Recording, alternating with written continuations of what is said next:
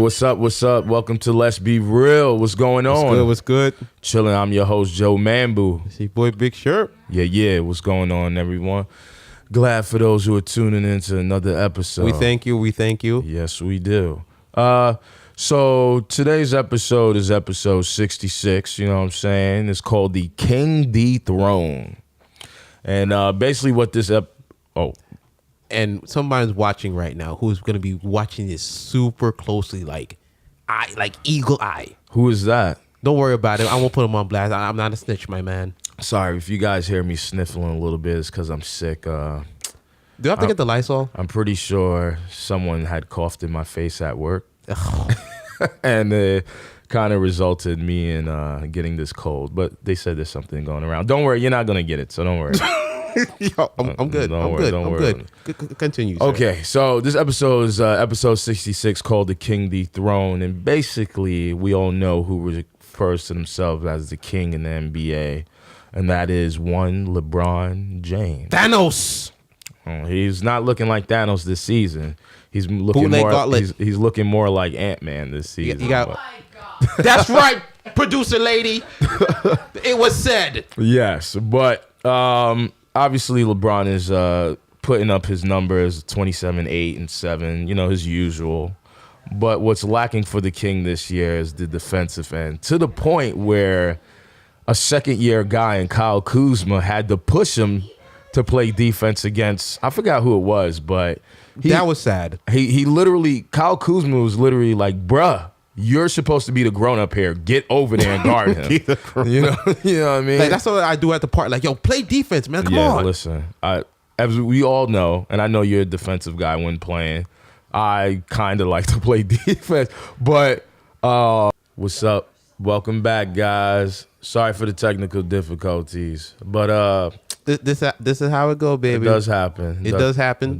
We apologize. We were trying to make this show very strong, very, very mobile out here. You know. Yeah. You know, we want to give you good quality. Good quality all the time. Yeah. So where did we leave off a little bit? The coin phrase, video game James. Yes. The game 5, which got me as a LeBron James fan. What did that game do for you? It showed me, damn, this is the first step to him stepping into that Michael Jordan era type thing. It was like the coming out party a little bit, yeah, because it was the playoffs. He was killing everybody. Yes, he was. Tayshaun Prince couldn't do nothing. Rip Hamilton couldn't do nothing. Nobody had nothing for him. Well, he's a 22-year-old kid bigger than everybody. But he wasn't supposed to know this right away.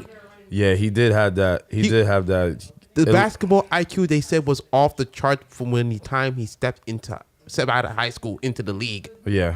His passing was magic level already. Yeah, he's definitely a natural gifted passer.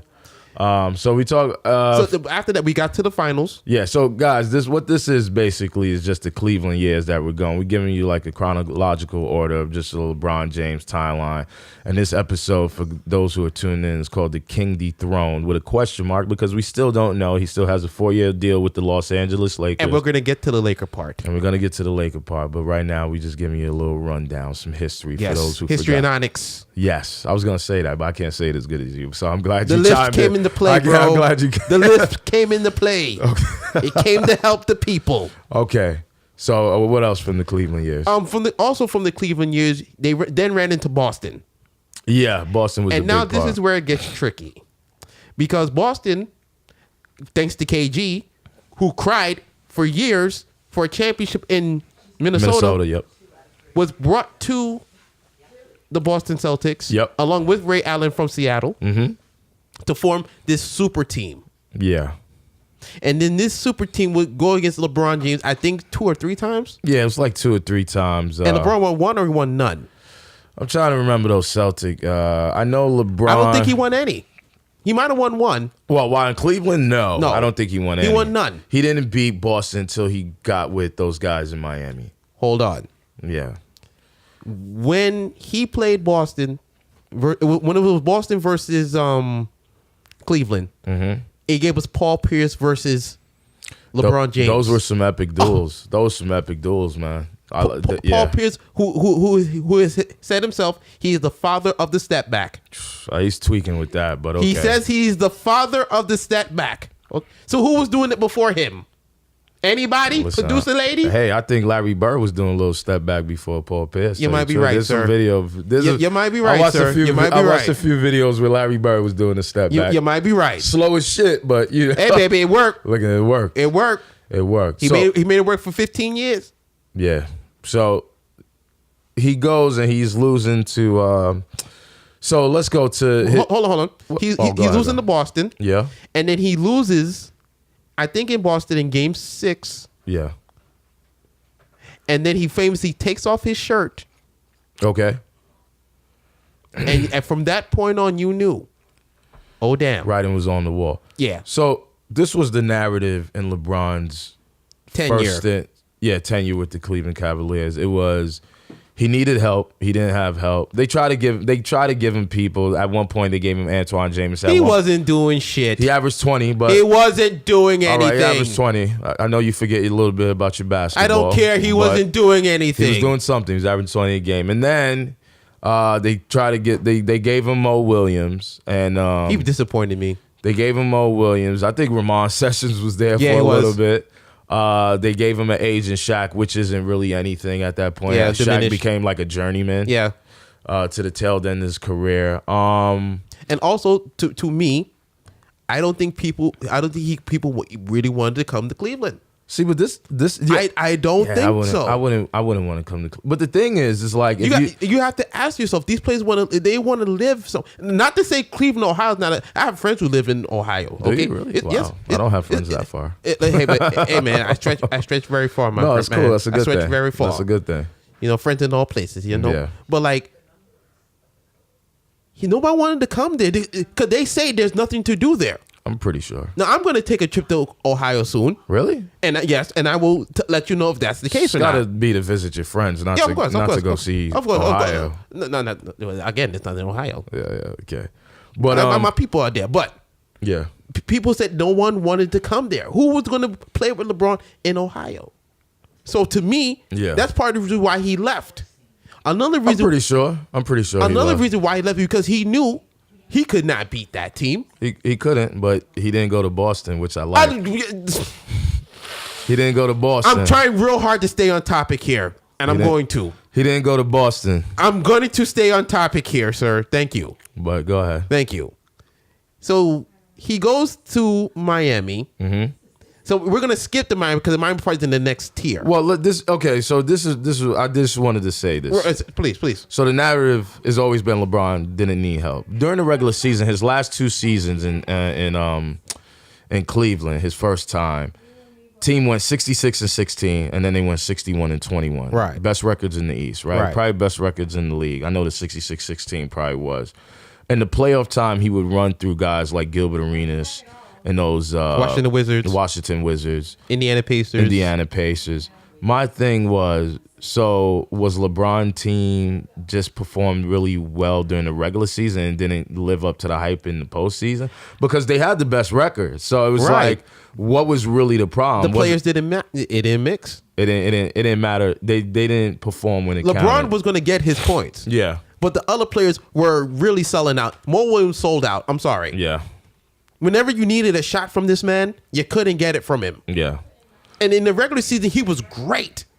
He'd be solid. Yeah, he would be. Postseason, where is Mo Williams? We need you, man. So 2009, LeBron James wins his first MVP, right? Mm-hmm. Everybody's like, oh, man, he's great. It's great. He is great. He's averaging 30, 7.9 and 7.2 rebounds, right? Mm-hmm. Then LeBron James, the following year, July 8th, 2010. He announces that he will be taking his talents to South Beach on a televised event on ESPN. Which he should never have. And he acknowledges this now. Yeah, he should not have done that. The decision. I'm like, yo. So my thing was I believe he was in a town in New York, in Greenburgh, to announce that he was going to play for the rival Miami Heat. Like he was in New York announcing that he was going to play for the rivals in Miami. Didn't understand that. It was like, maybe I'm trying to find like a neutral location. But the problem with that is, well, not millennial. They hate. No, he's a millennial. Yeah, okay. They hate each other severely. You know, from the Pat Riley days. Of course. You know what I'm saying? Freaking Jeff Van Gundy days. They hated each other. Of course.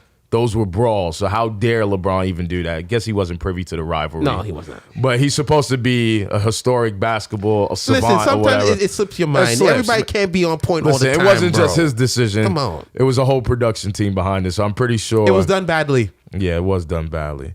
So he goes. So now we talk about his Miami let's not forget years. they did burn his jersey too, which I just still don't. Listen, I don't understand. Listen. I get why they burn his jersey. You paid $150 friggin' dollars for the damn jersey. Why are you burning the jersey? Because you don't want it no more. I mean, it is stupid. Give it to charity. Why are you burning it? I agree. Burning the jersey is stupid, but I understand how emotional those Cleveland fans were. Granted, but come on. Listen. Like you said, there's nothing to do in Ohio, so the bars dried up. Again, I'm pretty sure Ohio's a great town. Like I said, I'll be making my visit you don't have there to too. You don't have to pander. I have to. You don't have to pander to the fans of Ohio. I don't think any of them are watching right now. Probably not. No, I know. But it's okay. Probably not. So LeBron decides to leave Ohio, like we're leaving Ohio in this conversation. Right. He goes to Miami, right? He goes to Miami. He gets 2 championships. Wait. Go. What now? What now? When he first got there, and he played the Dallas Mavericks. Yes, 6 points. That's not good. In the finals that game. Wasn't good. It was horrible. That wasn't good. It was definitely horrible. Dwayne Wade was trying to do everything he can to carry the team. Yeah, as he always has done. Yeah, Dirk Nowitzki was phenomenal.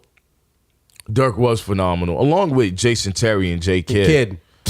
Listen. That's the extra coach on the court right there with Jay Kidd. Yeah. So I was happy for him to get that title finally. Yeah, he needed one. Yo, that was, to me, that's like the was that a trash championship with Jason Kidd? No, because Jason Kidd actually contributed a lot to that championship. Okay. Now, it's not like, don't get it confused with the 2006 Gary Payton championship in Miami. Like, that's different. But Jason Kidd in 2011 with that Mavericks team, that's a little bit more. Let's not forget about Tyson Chandler. Of course. Let's not forget about Tyson Chandler. So LeBron basically in his stint with Miami went 2 for 4. He won the following year, and then he won 2 years back to back. Right. And then the Spurs was like, you know what? We're just gonna blip you off the face of the map. But of course, let's not forget the shot heard around the world by Jesus Shuttlesworth. Yes, all right. I don't listen. Okay, you have to chronicle that. I'm not gonna call him Jesus. It's only. Listen, it's come on. Yeah, I know you're talking about. Come on, bro. Yeah, I know you're talking about. But Ray. Jesus. I know that. But Ray Allen basically saved his whole career. Listen. Not his whole career. Well, but not his whole career. But part of his legacy. Yeah, part of his legacy. You look at that Ray Allen shot and you look at LeBron James' legacy. It's hard not to look at that shot in LeBron James' legacy as being the reason why being a champion. But didn't Steve Kerr hit some shots for Michael Jordan? You damn right he did. You know what I'm saying? So damn right. Listen, everybody need a good shooter. Of course. But Ray Allen played a big part. And then, freaking the Spurs came back the following year and just ripped them apart. Yeah. I've never seen nothing like that. Started the whole Kawhi thing. Kawhi was Finals MVP. Remember that? Even though they said LeBron had 20. He had what? Gilbert Arenas did make a good point. Yeah, I mean, Gilbert Arenas made a very good point. And you know what? I like listening to Hibachi. Listen, he's telling the truth. He can't be a defensive stopper if a guy goes for X amount of points and X amount of rebounds and X amount of assists. But they wasn't going to give it to the loser. Yeah, you can't give it. I think the only time that happened was like Jerry West. So LeBron goes 2 and 4 in his Miami stint. Basically, he deems it his college year, so you know what that means. But he was having a good time. and actually, man, at that point in that time in his career, LeBron just became like an excellent shooter. Like he was really shooting the ball well. You know what I mean? I don't know if it was for a time. I don't know if it was the Miami air. You know, baby, it's South Beach, baby. What you talking about? The smokestacks wasn't as much. It may not be the South Beach of old, but it was South Beach at the time, baby. What you talking about? Listen, I'm just saying. Listen, colada, all that chacletas. What you mean? Probably. But the air was definitely come on, baby. Did something to LeBron James jump shot. Miami Knights, the all white. The Vice City vibe. Come on, man. Yeah, no, I get it. But then what happens? He goes back to Cleveland. I'm coming home. Because remember, he wants to get rid of Spoelstra and those guys for a little bit. And Pat Riley stood firm that he's not getting rid of Spoelstra. He messed up a dynasty there, though. He did. If he would have stayed... He messed up the dynasty there. No, because you know what? He did mess up a dynasty, but if he would have left, I would have looked at his... If he would have stayed, I would have looked at his like, you won championships in Miami. You were supposed to. Now, for anybody who is, if there's anybody listening, do you agree with what Brother Joe just said here just now? Please comment about what you just said. Like the championship in Miami are blah. Yeah, because even he says it. You know, he said he felt like the greatest of all time after the Cleveland versus Warriors series. You know what I'm saying? Like even LeBron states it. Like obviously you acknowledge the 2 championships, right? Mm-hmm.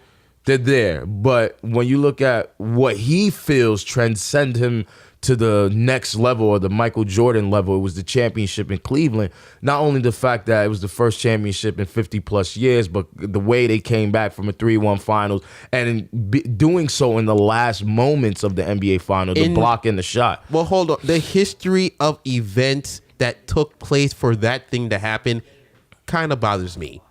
Oh, granted, number one, Draymond Green Game 5 was basically playing. He thought he was Ryu. He kept kicking everybody in the nuts. Yeah. No, I feel you. Listen, and then they took advantage of that. Yeah. After LeBron stepped over him and Draymond punched him, that's right. They took advantage of that. Yeah, LeBron. I mean, they didn't have to suspend Draymond, but Draymond did this to himself. No, but he was racking up because there was even some incidences before in the Western Conference Finals with Steven Adams. He kicked him in the nuts at least 4 times. Yeah, so it was. Like, come on. Yeah, Draymond had it coming at that point. You know, at that time, like LeBron's still the face of the league, but at that time, you know, LeBron is at the height of his powers. He was gaining, but he wasn't there yet because he was down 3-1. He was, and it was looking like, holy shit, this man. We can't call him the greatest no more. We're gonna get. Did he say it at that time? No. Oh, so he says it. He says it while he's in an LA uniform that he felt like now he's the greatest of all time. But he said it the first. But he said, he felt like he was the greatest of all time after that series. Right. Yeah. But he said he was the greatest player in the world. Oh, in that series. No, was it that? No, it was the next one. It was the following series. No. Yes, it was. It was. You're talking about 15. when they lost the first time. That's when he said that. They lost the first time. And they lost game. Was it game 1 or game 2? I don't remember, but I know he said that at some point, and they had lost because remember the Golden State won that series 4-2. Right. LeBron was actually able to carry the series to 6 games with the help of Dellavedova and Mozgov. That's the series you're talking about. Okay. Where he said he was the best player in the world, which is understandable because it felt like he was getting jumped. And at some point, he was getting jumped because he didn't have his 2 guys. Bro, you say you're the best player in the world. Basketball's a team game, It's a team game. Michael Jordan, I understand Michael Jordan had players too. You remember? But come on, he willed. Listen. I mean, like Kobe, he willed his team to these wins.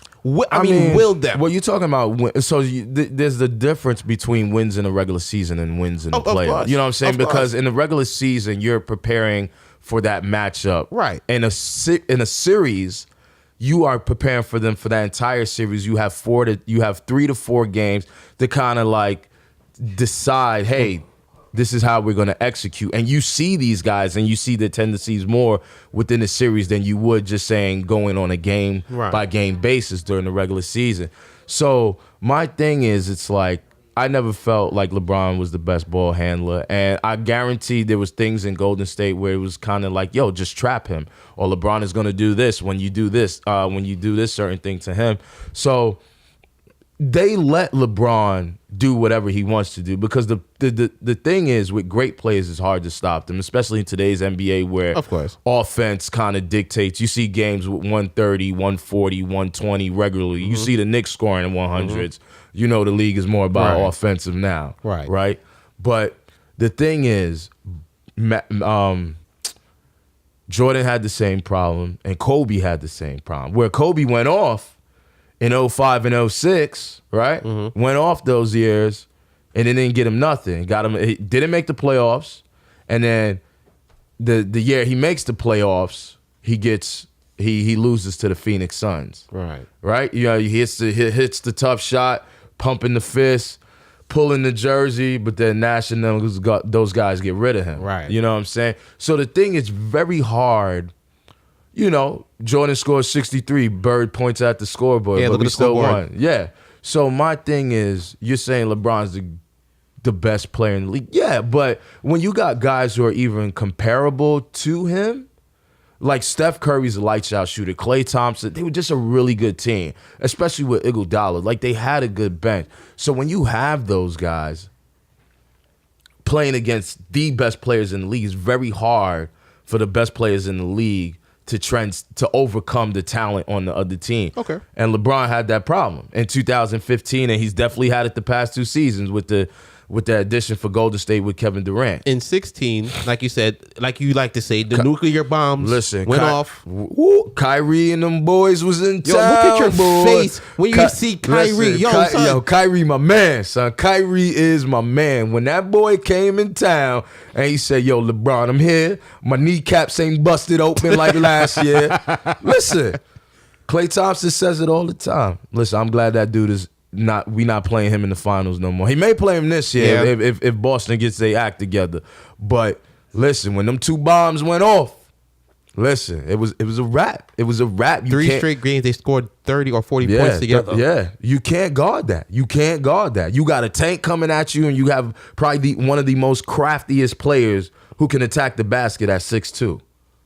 You know what I'm saying? So with crazy hand. I mean, crazy. He was giving Steph the business. He was giving Steph, Clay, they mamas. Like, hey, take it easy, buddy. Take it easy, buddy. Leave the mamas out of this, buddy. Got a nice looking mama. Hey, take it easy, buddy. Take it easy, buddy. But go ahead. Now after this, of course, we get to the Cleveland years, the ending of the Cleveland years. Oh my God! With the thrashing, still a good team. But the thrashing of the king. The thrashing of the king at that point. Well, not necessarily. 4-1 and 4-0 is not thrashing? Well, you're talking about in the finals. Right. The regular season were still good. Okay. Cleveland had you could see Cleveland was on the decline a little bit because they would win games and then go on losing streaks because they always felt they could get their act together. Go ahead. What's going on? From the producer lady.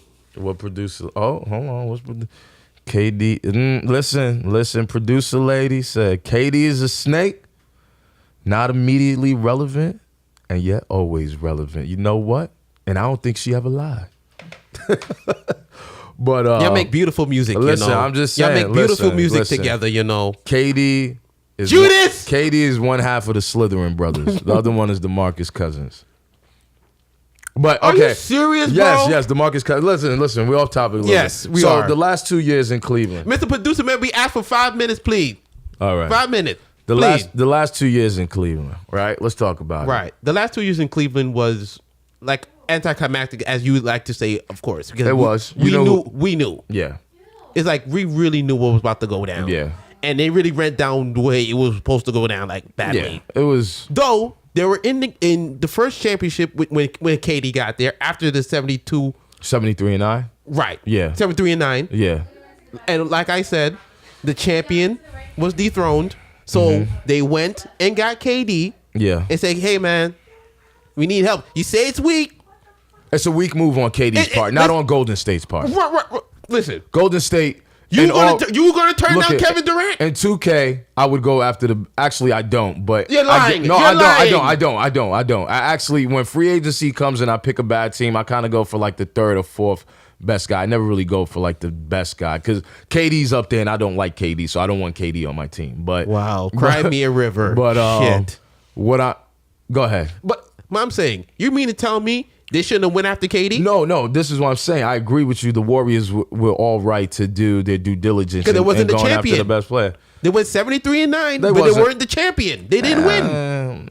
So when you're not the champion, you have to go out and retool. And that's what they did. They got one piece. So if they don't win next year, then they should go get Kawhi Leonard to be their sixth man. If they feel that's what they need, they go get it. What are you talking about, bro? If that shit ever happens, I'm gonna take a shoe and throw it at my TV. Is it gonna blow up? It probably will. Because that's how hard I'm gonna throw it. Because that would be disgusting. Bro? That would be disgusting, bro. You're telling me, for some miraculous reason, The owner's willing to go over the threshold, right, to acquire like a talent like Kawhi Leonard, and can keep all those pieces. Now, this can't happen, but let's just say it's NBA 2K and we turn G off. We turn cap space off, right? Bro. We turn cap space off. You go through the whole shebang? We turn cap space off and they say, hey, man, this is the first guy in free agency. You can offer him however much money you want. Kawhi Leonard is coming off the bench, or Klay Thompson is, Kawhi's coming off the bench for Kevin Durant.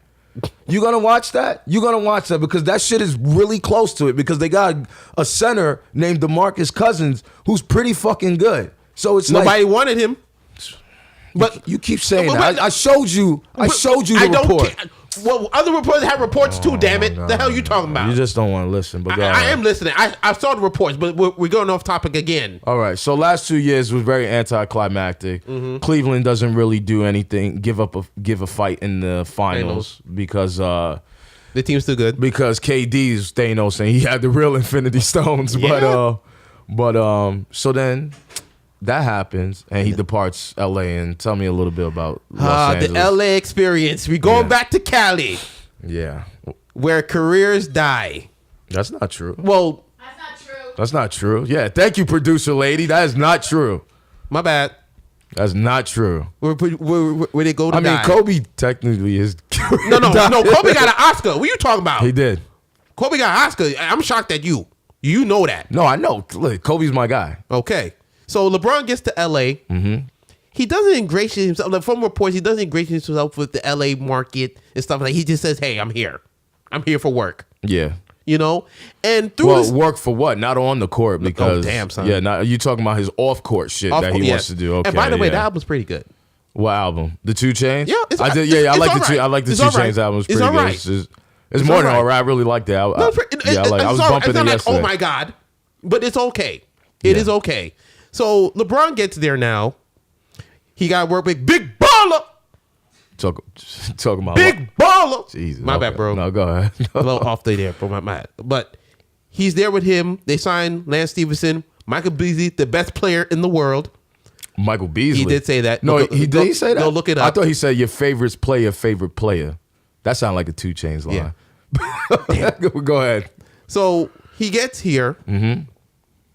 He gets here. And they start playing, and they're playing all right. Little ups and downs here and there. They eclipsed the number 4th seed in the West at their highest peak of production this season. Yeah, but then in the midst of this, there was tea leaves being thrown around about the Anthony Davis. Yeah, and then Thanos came. Yeah, he arose. Yep, he put the gauntlet on. He started to put the stones on. Yeah, but along the way, something happened. I mean, injuries, man. Injuries. He pulled his groin Christmas Day. And the biggest troll job in the history of trading. Yeah. It was, I think it was the LA season is almost done. Lonzo and Ingram are both pretty much out for the remainder of the season. I think it's about 20 games left. But my thing is, LeBron still has 3 years left. Obviously, we know he's going to have to get young talent, to young superstar talent, because he has young talent already, to kind of compete for a championship. My thing is, I chalk this season up to, like, you know how people kind of dismiss Jordan's last 2 seasons in Washington? Right. Kind of this season, I could say it's the same for LeBron. Right. And Kobe had some bad seasons at the tail end of his career for the Lakers. So, I mean, we could be a little harsh on LeBron and say, go ahead. No. Because I was going to ask you as we begin to wrap up. Yeah. What are the prospects now? Because the prospects are now that they can either get a draft pick, try to shop it off for Anthony Davis, but and even with that, do you feel the Lakers can get any talent on their team next year to help them win? Because it's about championship in LA. Well, the thing is, for me, is I think they could they have the money for it, so that, LA's an attractive destination. My thing is, how far will they go? I don't really know, because prior it was, well, they were supposed to meet Golden State in the Western Conference Finals, or at least make the playoffs. That was bullshit. And now they're 10th in the West. Bullshit from the jump. Yeah, so It's kind of tough, man. I don't even think the talent they get next year will propel them to a championship contending team. So Chris Middleton won't do it? No, hell. I mean, Chris Middleton is a great player. He's no, an all-star. He's an all-star. Don't get me wrong, but nah. I mean, you would even trade for Bradley Beal. That would be good. Trade for Bradley Beal and hopefully his output along with LeBron's, because I kind of like for me, I'm ready to move on from Lonzo. Like, I know it might be premature because Big Baller. You know what I'm saying? It might be a little bit premature. Big Baller don't want that. Big Baller gonna be here. He gonna win with my son. Well, his son there. Your son. Not my son. You're right. Yeah, no. Yeah, whatever. But so the LeBron years in LA is still out for the verdict. Is he dethroned as the best player? I say he's dethroned now. Who you say, Giannis? Yeah, is Giannis or is your even? I might say James Harden. I could say that. I'm putting Giannis first. Giannis is my guy. Yeah, Giannis 1A, LeBron. I mean, Giannis 1A and Harden is like 2. Well, yeah, I can't even say 1B because defensively he's still not. Giannis is everything. Yeah, Giannis is everything right now. Yeah, but right with that, but we had more, ladies and gentlemen, but technical difficulties kind of threw that out of whack. But we got through it. Yeah, Yep. This was a good show. It was.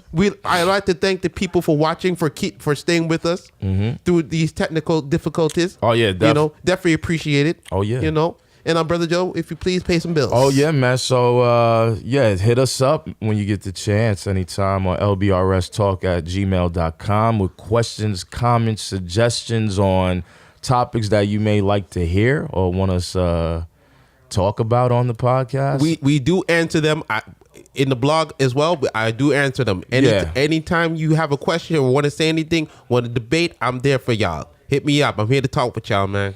All right, so I want to thank you. Wait, hold on. Also, you got YouTube, iTunes. Oh, okay, go ahead. Thank you. Yeah. YouTube, thank you. I'm saying you saying this, so go ahead. YouTube, iTunes, Insta. Yeah. What else? Android. I still don't know what Android does. So stop shitting on Android. I still don't know. I don't know. But, I don't know nothing. Yeah. So I just want to thank you guys for tuning into another episode. And, thank you. Yeah, catch us next week at the same time. Peace. Hopefully with no more technical difficulties. All right, you guys. Peace.